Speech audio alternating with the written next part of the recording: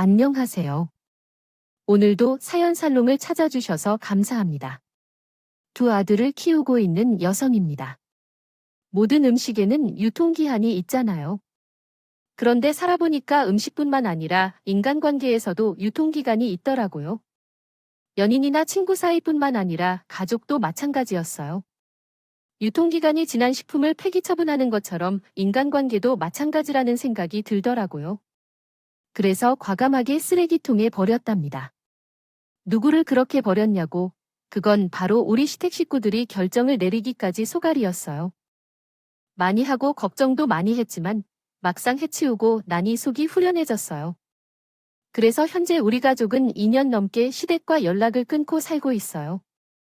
그런데 몇몇 사람들은 우리 부부를 보고 늙은 부모를 이겨먹어서 뭐 좋은 일이 있다고 말하거나 우리가 먼저 시댁에 고개 숙이고 들어가라고 하는 등 어이없는 일도 있었어요. 사람들은 참 이상해요. 자기 일에는 조그마한 일에도 발끈하면서 다른 사람에게는 쉽게 용서를 한다니까요.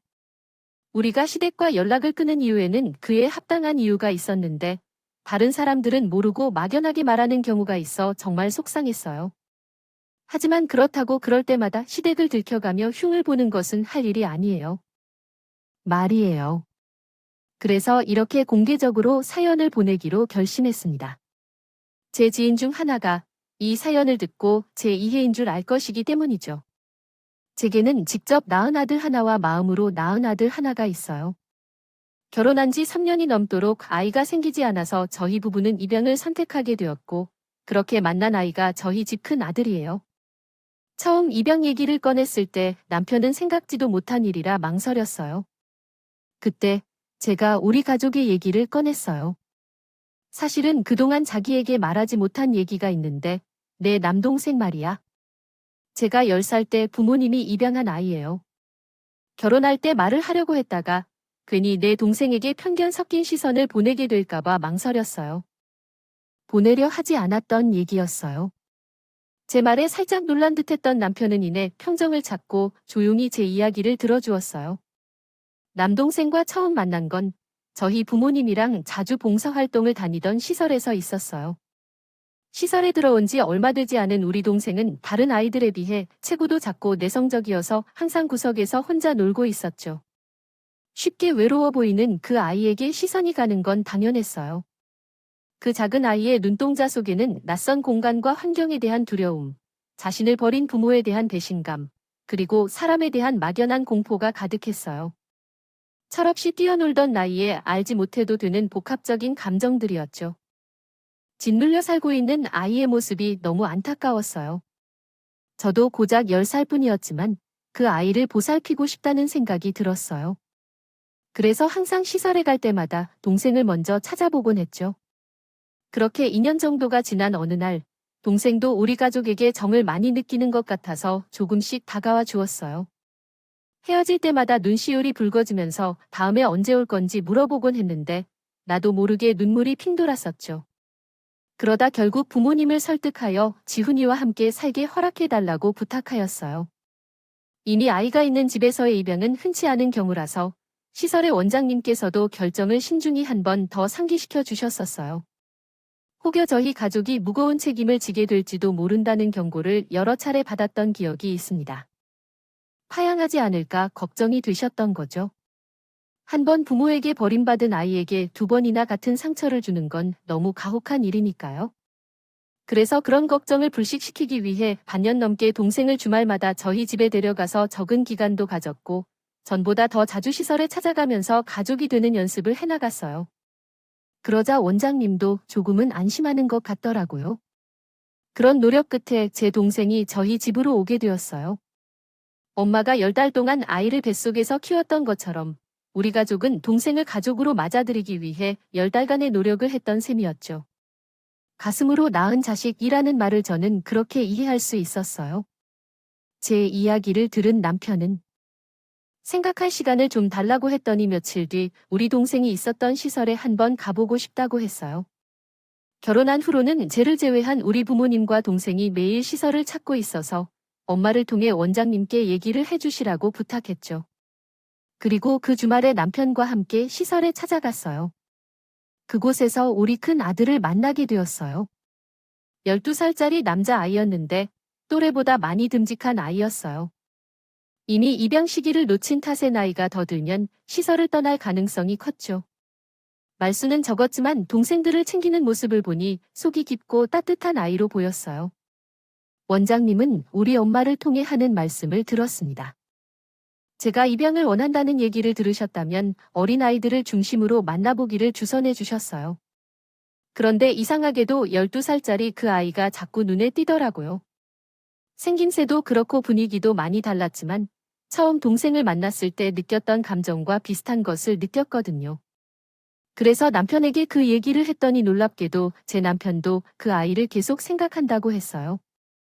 어쩌면 우리는 처음부터 가족이 될 운명이었는지 모르겠네요.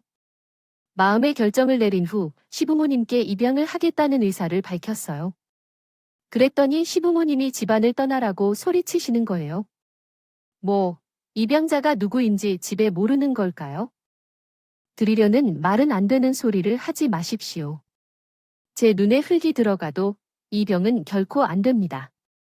며느리야, 정애를 못 낳는다면 밖에서 나오는 방법도 있잖아요. 시바지 아도가 들이면 될 거 아니에요. 왜 피 한 방울을 섞지 않고 남에게 대를 입히게 하여 결코 안 됩니다. 아버님은 제가 불임이라고 하려 했겠지만 요즘 세상에 시발 어느 말이 되는 소린가요? 게다가 그렇게까지 해서 대를 이을 만큼 우리 시댁이 그리 대단한 집안도 아닌데요. 어쨌든 아버님 말씀에 우리 부부는 어이가 없어서 번진 표정이 되었습니다. 그러자 어머님께서 그러셨다. 그런 표정 짓지 말라고. 아버님 말씀 하나도 틀린 게 없어. 집에 들르러 갈 곳이 없어서 남의 집 자식을 들이다. 옛말에 머리검은 짐승은 거두는 게 아니라고 했습니다. 며느, 너 정말 애 못 갖는 거냐? 우리 민석이한테 이상이 있을 리는 없고 문제가 있다면 너겠지. 말해봐라. 내가 애 못 가지니까 내 아들을 꼬드겨서 입양하자고 그런 거지. 말해보라니까 왜 말을 못해? 어머니, 그런 게 아니에요. 이 사람 몸에 아무 이상 없어요. 저도 그렇고요. 아이는 생기는 대로 낳을게요. 저희가 입양을 하려는 건 데려오고 싶은 아이가 있어서 그래요. 그러니까 제발 허락 좀 해주세요. 부임이 아니라는 말에 아버님은 화가 약간 수그러드는 것 같았어요. 정확히는 당신 집한테는 이을 수 있다는 말에 안도하신 거였죠. 문제는 어머님이 있어요. 아이를 못 가는 것도 아닌데 뭐 하러 입양을 하냐는요. 그날 남편과 나는 시부모님을 상대로 3시간이 넘게 설득 작업을 했지만 결국 실패하고 말았어요. 그런데 의외의 인물이 우리 편을 들어주면서 시부모님이 쉽게 설득되었어요. 그 의외의 인물은 다름 아니라 신우이였어요. 오빠야, 나 결혼하는데 이 형만 빌려줘. 그럼 내가 엄마랑 아빠를 설득해 줄게. 우리 그 이가 은행 대출이 안 돼서 신혼집을 못 사게 되는 말이야. 이러다간 꼼짝없이 시댁에 들어가 살아야 하는데 오빠는 하나뿐인 여동생이 시집살이 하는 걸 보고 싶어. 야, 나한테 돈이 어디 있어? 나도 매달 아파트 대출을 갚느라 바쁜데 누가 오빠한테 돈을 해달라는 셈이야? 새 언니한테 부탁하는 거지. 언니네 친정은 잘 살고 있잖아요. 사돈 어른한테 말해서 이 형만 빌려줘. 제발 달라는 게 아니라 빌려달라는 거예요. 꼭 갚을 거예요. 그 대신에 내가 책임지고 우리 엄마, 아빠를 설득할 거예요. 만약 내가 설득을 못하면 돈을 빌려주지 않아도 돼요. 신우는 호양을 하며 돈을 빌리려고 애원했다면 못 주는 돈은 아니었어요. 다만 신우에 대한 제 믿음이 없었다는 게 문제였어요. 우리 신우는 돈 문제는 물론이고 사소한 약속 하나도 제대로 지키지 않는 사람이거든. 그래서 조건을 걸었어요. 입양 문제로 시부모님을 설득하는 게 물론이고 결혼할 남자를 데려와서 차용증을 쓰라고 말이에요. 공증까지 제대로 받을 테니 건성으로 할 생각 말라고 박았어요. 시집살이를 하느냐, 마느냐에. 기로에 놓인 신우는 무엇이든 시키는 대로 다 하겠다며 의욕적으로 나왔다고 했어요. 그래서 저는 아빠에게 말씀드렸고 결혼 전에 아빠가 앞으로 해주셨던 빌라를 처분하고 신우에게 일을 빌려줬어요. 당연히 변호사회에서 신우와 결혼 상대자를 부르고 공중 작업도 끝냈고, 그리고 제 동생을 입양할 때와 같이 1년 가까운 시간을 들여 아들을 입양하게 되었어요. 이미 크게 자랐기 때문에 품에 넣고 끼고 살지는 못했지만 그 나이대로 나름의 자식을 키우는 맛이 있었어요. 특히 남편은 대중 목욕탕에 아들을 데리고 다니는 재미를 많이 느끼셨어요. 그렇게 평소 찜질방은 고사하고 사우나도 안 다니던 남편이 아들을 앞세워 주말마다 대중 목욕탕을 가니까 여간 신기한 게 분명해요. 아니에요. 당신은 그거 몰라요? 아들이랑 목욕탕에 가서 서로 등을 밀어주고 목욕을 마치면 바나나 우유 한 잔을 마십니다. 이게 은근히 짜릿하다고 해서 내 친구들 중에 아들이랑 목욕탕에 다니는 게 나만 그런 게 아니래요. 자식들이 날 엄청 부러워한다고 해서 아들보다 남편이 더 아기 같다는 걸 볼 때 기분이 묘하더라고요. 내 남편에게 이런 면이 있었구나 생각했어요. 하지만 모든 게 다 좋은 쪽으로 향하는 건 아니었어요. 중학교에 들어간 해에 임신을 하게 되었는데 그때부터 아들 녀석이 저희 부부를 피하는 게 느껴졌어요. 주말에도 친구들과 약속이 있으면 일찍이 집을 나가고 해가 질 때까지 돌아오곤 했어요. 원래 말수가 적긴 했지만 그래도 눈이 마주치면 곧 잘 웃던 아이의 얼굴에서 웃음이 사라진 걸 느꼈어요. 변화가 꽤 컸습니다. 사춘기 때문인 것 같다는 생각을 했지만 제 생각은 조금 달랐어요. 아마도 아이가 제 임신으로 위기의식을 느끼는 것 같다는 생각을 할 수가 없었거든요. 여보, 대훈아, 내가 임신해서 위기를 느끼는 것 같아. 우리가 친자식을 낳고 나면 자기를 버릴지 모른다는 생각을 하는 게 아닐까? 설마. 아니야. 대훈이 입장에선 그렇게 생각할 수도 있겠네. 아, 이거 어쩌지? 그래서 남편과 상의 끝에 남동생을 불러 조언을 구하기로 했어요. 우리 얘기를 들은 남동생은 자기가 한번 얘기를 해보겠다고 하더군요. 동생이 우리 아들을 데리고 나가서 얘기를 하는 내내 저희 부부는 심장을 조이며 있었습니다. 기다렸습니다. 그러던 동안의 시간은 계속 흘렀고 남동생과 아들이 집으로 돌아왔습니다. 남동생을 통해 전에 들었던 이야기가 제 예상대로였다는 것을 알게 되었고 자신이 쫓겨날 것을 걱정하고 있는 것을 들었을 때는 눈물이 계속 흘렀습니다. 어린아이가 그동안 얼마나 힘들었을지 생각하니 마치 내 심장이 찢어지는 듯이 아프더라고요. 그날 밤 남편과 함께 아들 방에 들어가 아이가 위험을 느끼지 않도록 차근차근 설명을 해주었습니다. 아이는 이미 외삼촌을 통해 그 이야기를 들었던지라 우리 이야기에도 잘 귀를 기울였습니다. 이후로는 놀며 먹고 자라고 있는데 엄마와 아빠가 자신을 버릴까봐 너무 겁을 먹었다고 합니다. 이미 부모님의 사랑을 받고 있다고요. 받고 살아온 생활에 익숙해져 있었지만 다시 시골로 돌아가 살아야 할지 모른다는 생각에 겁도 나고 화가 났다.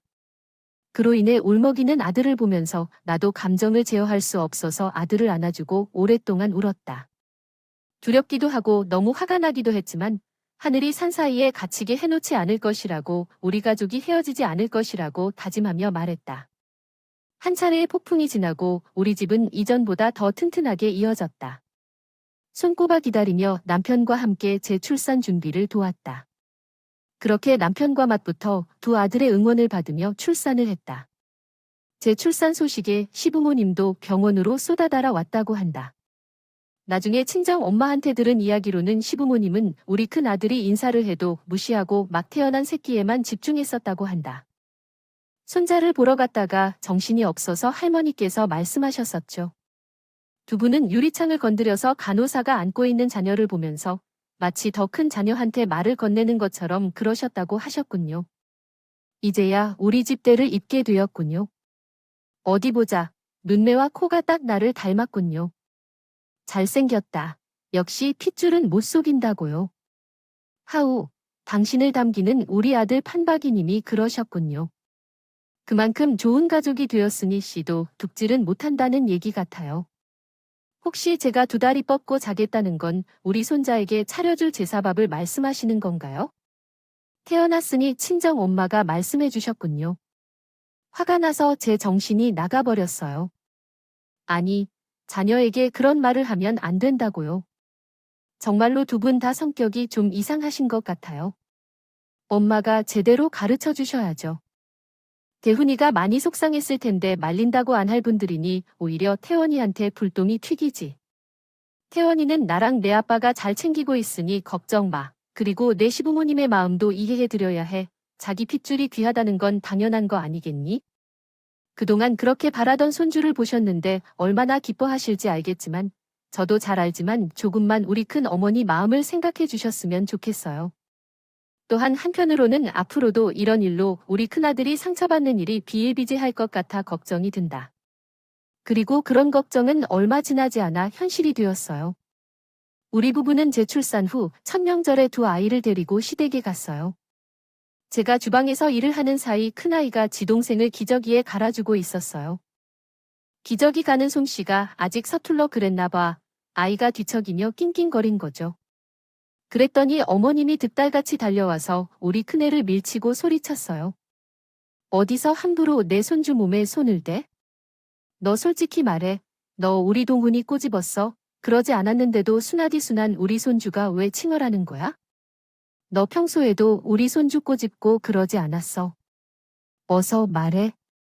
어머님이 무섭게 다그치니까 큰애가 울먹이며 아니라고 손사래를 쳤어요. 그러자 아버님이 다가와서 혀를 끌끌 차며 이렇게 말씀하셨지요. 이래서 근본도 모르는 애는 집에 들이는 게 아니야. 그 순간 저도 모르게 손에 들고 있던 국자를 바닥에 집어던졌어요. 아버님, 무슨 말씀을 그렇게 하세요? 근본을 모른다니 어떻게 해? 앞에서 그런 말 하신다니요. 어머니도 그러시지 않나요? 아이가 미숙해서 그래요. 그거는 왜 없는 제게도 가해져 있으니 동생을 생각해서 아이를 칭찬하는 형을 기적을 축혀주는 건데 왜 언제나 아이를 잡고 계시는 거예요? 이렇게 말씀하며 찬양해주지 못하는 대신 왜 아이를 비난하시는 겁니까? 두 분 다 우리에게 사과하십시오. 당장 사과하고 그리고 그로 인해 시부모님이 우리 맞이에게 보이는 태도가 쌓인 것을 많이 쌓인 저는 목이 메이게 된다. 그러자 남편이 뛰어와서 날 안아주면서 나를 말렸어요. 다들 진짜 그러시는 게 아닙니까? 어머니 아버지가 동훈이를 예찬하시는 것도 싫은데 제가 뭐라고 하겠어요. 하지만 우리에게 가능한 한 최선을 다하고 있다고요. 대은한 의원, 나 정말 못 참겠어요. 아이고, 상전 나셨네. 밖으로 못 참으면 어떡해요? 왜 그런 거죠? 양자를 데리고 집을 나가면 된다면 안 말릴 거예요. 대신 나갈 때 내 손주는 놓아주세요. 어머니, 그걸 말하실 건가요? 그리고 왜 그 사람이 나가시나요? 앞으로 어머님, 아버님께서 이런 식으로 우리 대은이에게 상처를 입히시면 우리 집에 발을 딜 수 없을 겁니다. 저만 아니라 우리 식구 누구도 이 집에 발을 딸은 그러니까 다시는 이런 나쁜 짓 하지 마세요. 남편은 그 길로 우리 가족을 차에 태워 집으로 돌아왔어요. 차를 타고 집을 향해 가는 동안 당신은 아무 말도 하지 않았는데 고개를 숙여 손가락만 꼼지락 움직이더군요. 남편은 룸미러를 통해 그런 아들을 보고 다정한 목소리로 말했어요. 아들, 고개를 숙일 거 없어. 오늘 일은 할아버지와 할머니가 잘못하신 거지. 대훈이가 잘못한 게 아니잖아. 어른이라도 잘못하면 혼나야 되는 거야. 안 그러면 자기 잘못도 모르고 앞으로도 계속 다른 사람들한테 상처를 입히게 되거든. 오늘 일을 통해서 대훈이가 해야 할 건 쓸데없이 자책하면서 고개를 숙이는 게 아니라 나는 앞으로 오늘 할머니, 할아버지가 하신 실수 같은 건 하지 않겠다 생각하는 거야. 아빠 말 무슨 뜻인지 알겠지. 그제야 큰애는 고개를 들고 흐릿하게 웃었어요. 그날 이후 시부모님은 전처럼 저희 큰애에게 함부로 대하지 않았어요. 그렇게 하다가는 아들뿐만 아니라 당신들이 사랑하는 손주를 보지 못하게 되니까 놀랍다고 생각하고 계시겠죠. 물론 그것은 우연한 일이지요. 하지만 그것이 우리의 큰 아이를 완전히 손주로 간주하신 것은 아니었어요. 단지 집에 잠시 들어온 정도였죠. 그것은 신의 방법이기도 했어요. 우리의 큰 아이는 거의 투명한 존재처럼 대우받았거든요. 그래서 우리 부부는 시어머니 집 가족들과는 절기나 부모님의 생일 외에는 거의 접촉하지 않으려고 노력했어요. 이렇게 분명한 선을 그리며 지내는 동안의 아이들은 잘 자라고 큰 아이는 대학생이 되었어요. 남편과 저는 아이들에게 공부를 강요하는 스타일이 아니었기 때문에 거의 방치하면서 잘하도록 했지만 그것이 자신에게 도움이 되었어요. 성적 관리도 하고 수행평가도 챙겨서 수시로 인서울대학에 합격한 거예요. 얼마나 기특한 일인지 몰라요. 친정아빠는 그러한 성실한 모습으로 경찰이나 순경이 돼도 돼서 찬성하셨지만 아이가 거절했어요. 아직 운전면허도 없고 다른 일들도 해야 하니까요. 어차피 내년에 군대에 갈 거잖아요. 아깝지 않냐고 하시더라고요. 그래서 차를 타는 게 아니라 유럽 배낭 여행을 떠나고 싶다며 용돈 좀 보내달라고 했더군요. 아빠는 그런 모습까지 마음에 들어 하셨는지 항공권과 총 경비 중 절반을 내주시기로 하셨어요. 대신 나머지 절반은 스스로 벌어서 사용하라고 하셨죠. 무엇이든 쉽게 얻으면 가치를 잘 느끼지 못하는 법이라면 맞아요. 내는 대학에 합격했다고 발표된 시점부터 편의점이나 패스트푸드점에서 아르바이트를 하며 돈을 모았고 연말에는 배낭 여행을 떠나게 될 거예요. 떠난 지 얼마 안 돼서 돌아온 친척, 큰애의 이야기를 들었어요.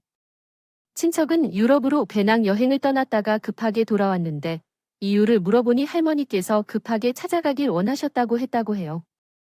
할머니는 소홀했던 친척을 여행 중이라도 찾아와 달라고 부르셨다는 분이 아니게 했나 봅니다.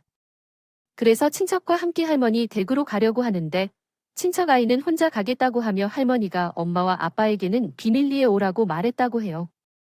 저는 항상 헛된 희망을 품었었는데 애가 대학에부터 칭찬을 받으려고 할머니에게 찾아와 달라는 생각을 했었어요. 그래서 기쁘게 아들을 시댁에 떠났어요. 그 후 몇 시간이 지났죠. 아들이 집으로 돌아왔는데 표정이 안 좋았어요. 무슨 일이 있었냐고 물었지만 별일 아니라고만 했어요. 제가 걱정할까봐 해서 미소를 지으려고 했지만 그게 더 안쓰러웠어요. 김대훈, 이리 와봐. 엄마랑 얘기 좀 해봐 하면서 할아버지 댁에서 무슨 일이 있었는지 물었을 때 거짓말하지 말라고 조언했어요. 엄마가 널 모르겠니? 내가 아무리 웃으면서 표정을 관리해도 엄마는 속지 않아. 어떻게 엄마가 자식을 속을 수 있겠어? 그러더니 솔직하게 말해봐라. 몇 번이나 아무 일 없었다고 피하려 하던 아들은 결국 제게 모든 것을 털어놓았어요. 뭐, 너 보고 간을 떼달라고 했다고. 정말 미친 건 아니지. 할머니 상태가 많이 좋지 않아서 간 이식밖에 방법이 없다고 생각한 것 같아. 그런데 왜 너한테 간을 달라는 거야? 고모부 의문을 품었어요. 형제들도 모두 건강하니까 제가 젊으니까 회복 속도도 빠를 것이고 어른들보다는 상태도 좋을 것 같아요. 그래서 어머니께서 그런 말씀을 하신 거겠죠. 화내지 마세요. 당장 어떻게 해야 하는 것도 아니고 생각 좀 해보라고 하신 거니까요. 생각하고 나서 이야기하면 될 거예요. 자기들이 너한테 해준 게 뭐가 있는지 그런 말은 하지 말아야 해요. 이번엔 정말 그냥 넘어가기 어려울 것 같아요. 저는 남편이 퇴근하자마자 시댁에서 있었던 일을 말했어요. 남편도 그 말을 듣자마자 화를 내더군요. 일단 남편이 그 시누이 통화를 해보기로 했어요. 그랬더니 다짜고짜 찔찔하게 자기 남편 다 죽게 생겼다고 푸부 늘어놓더라고요. 그러면서 우리 큰아이를 설득해주라고 부탁했어요. 그걸 말라고 하니까 신랑이 간이식을 https. 왜 대훈이가 공인으로 되어야 하는지, 내가 고모라는 사람이 조가 같다는 말을 왜 그렇게 쉽게 하지, 어쩌면 내 남편이 죽어 이렇게 이해하는데, 대훈이는 어차피 다른 사람이니까 남자라고 뭐 그래 설명해줬으면서도 양보할 양심도 됐을 텐데, 이 정도 은혜는 갚을 수 있는 건 아니야? 카랑카랑하게 들리는 신우의 목소리에 순간 내가 열렸어요. 그래서 남편이 들고 있는 전화기를 빼앗아 받았어요. 어차피 어려운 상황이라도 할 말이 있고 안 할 말이 있어. 남자라도 잘 부탁드리게 하면 더 예의를 갖춰야지. 그리고 대훈이가 고모에게 왜 은혜를 갚아야 하는지, 고모들은 우리와 함께 많은 일을 해왔습니다. 얘한테 뭘 해주었다고 고모 사정이 딱해서 오늘은 이만하지만 한 번만 더 애를 부르면 그때는 가만히 안 있을 거예요.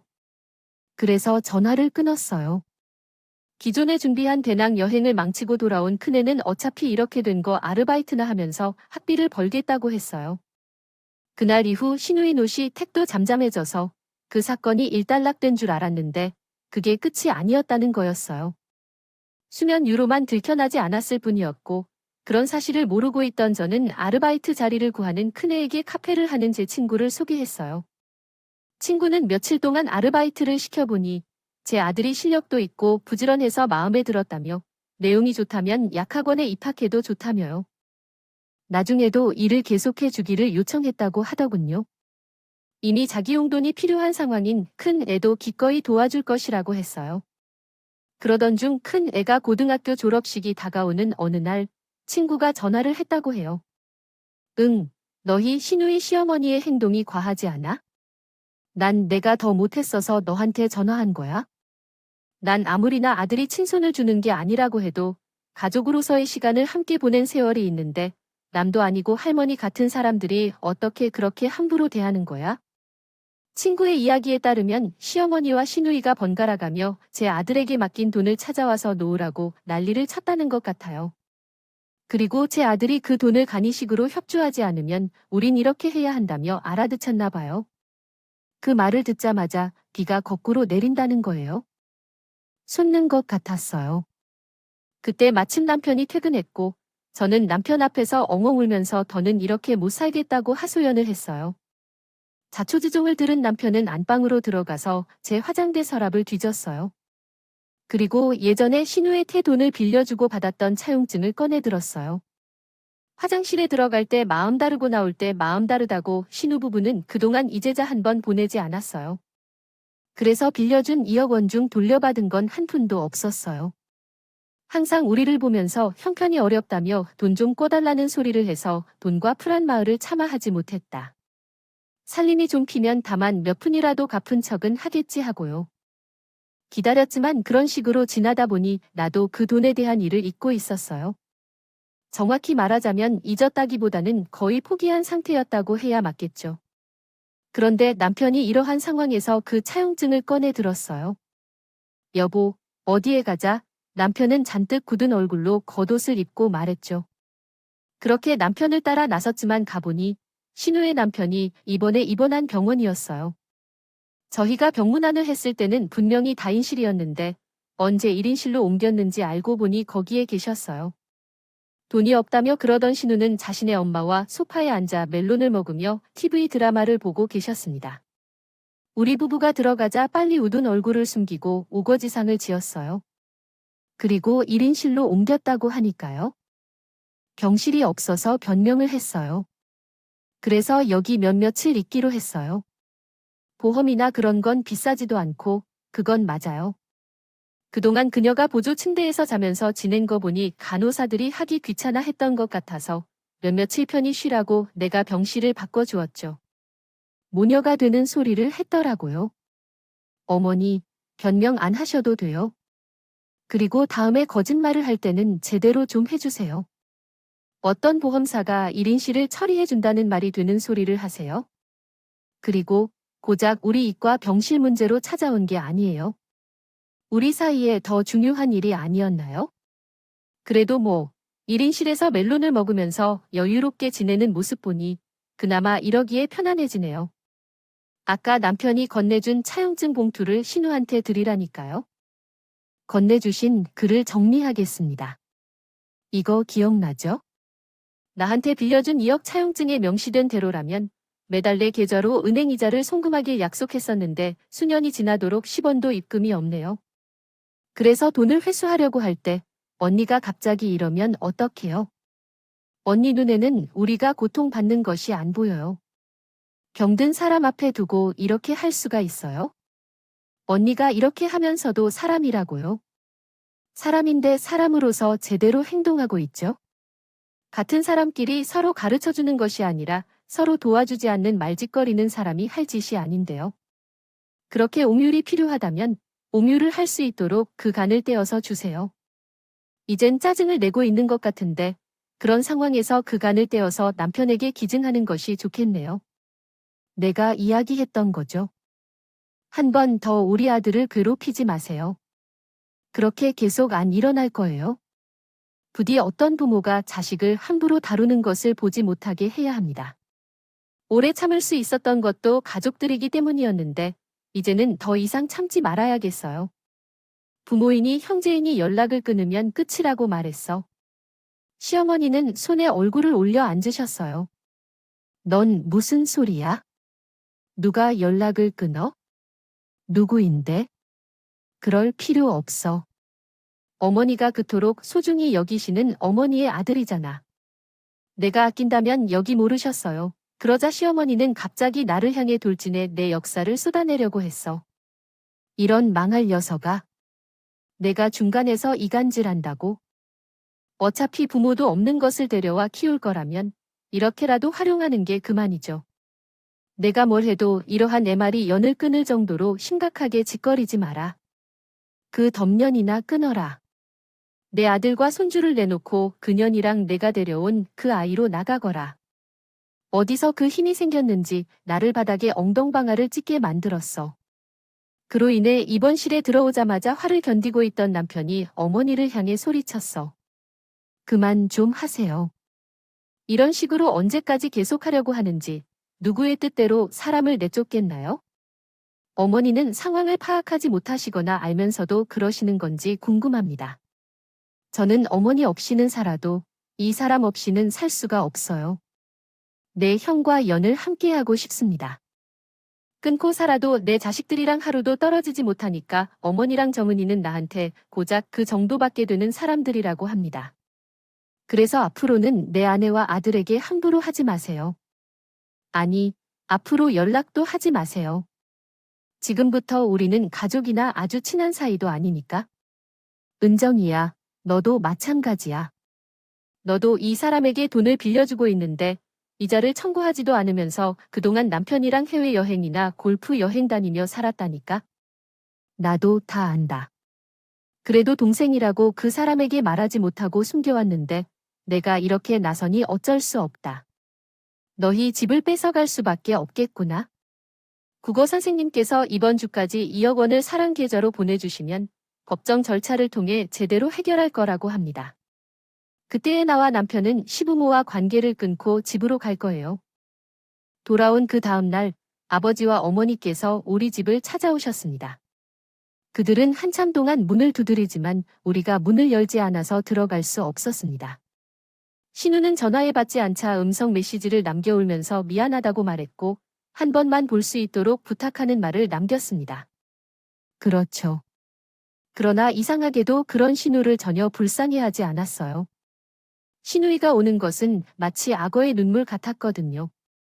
결국 구주가 오기 전까지 신우이는 돈을 보내지 않았고 저는 월요일에 바로 신우 앞으로 내용을 확인하는 증명을 보냈어요. 그 결과 신우는 집을 나가기 위해서는 시간이 걸린다며 조금만 기다려주길 요청했죠. 그리고 한 달이 지난 어느 날 제 계좌로 돈이 들어왔어요. 남편의 친한 사촌 동생에게 물어보니 현재 신우는 친정에 들어가 살고 있다고 합니다. 하더군요. 우인의 시어머니가 신우이에게 간이식을 부탁하자 얼른 이혼 소송을 시작하고 친정으로 도망쳤다더라고요. 자기도 주기 싫은 간을 남의 자식한테 떼어 달라고 하다니 진짜 간땡이가 부은 인간이죠. 시댁과 연을 끊고 살게 되니 남편한테 미안한 마음이 들기도 했어요. 그건 우리 큰 애한테도 마찬가지였죠. 자기 때문에 일이 이렇게 됐다고 생각하는 것 같더라고요. 그러자 남편이 하루는 밥상머리에서 이런 말을 하더라고요. 우리가 먹는 음식에만 유효기간이 있는 게 아니야? 살아보니 인간관계에도 유효기간은 있더라고. 그게 피를 나는 부모 형제라고 해도 말이야. 내가 부모 형제랑 연을 끊은 건 당신이나 대운이 때문이 아니야. 내가 그러한 선택을 한 이유는 대운, 아빠는 오래 살지는 않았지만 이것만큼은 확실히 말씀드릴 수 있어요.